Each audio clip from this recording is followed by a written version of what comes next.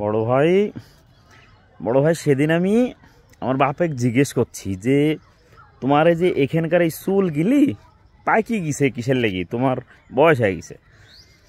আমার বাপ আমাকে বলছে যে তোমার মতন বেটা যাই বাপের আছে, তোমার মতন অকর্মা অলস বেটা যে বাপের আছে সেই বাপের কি টেনশন আছে, টেনশানে আমার এই চুল গিল পাকি গেছে।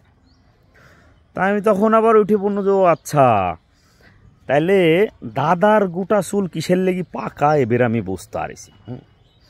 বাপ তখন এরমকে চোখের দিক তাকা ঠাস করে একটা চড় মেরে দিছে। বড় ভাই ভাই আমার এই মাড়ির দুটি দাঁত পোকা লাগা ছিল, একটা তখনই তো উপড়ি চলে যাইছে আর আরেকটা অর্ধেক ভাঙ্গে আছে, খুব যন্ত্রণা করছে দাঁতটা। মানে উচিত কথার যুগ আর নাই, উচিত কথার যুগ নাই ভাই। উচিত কথা বললে এরম করে মায়ের খাতে হবে, জীবনটা শেষ।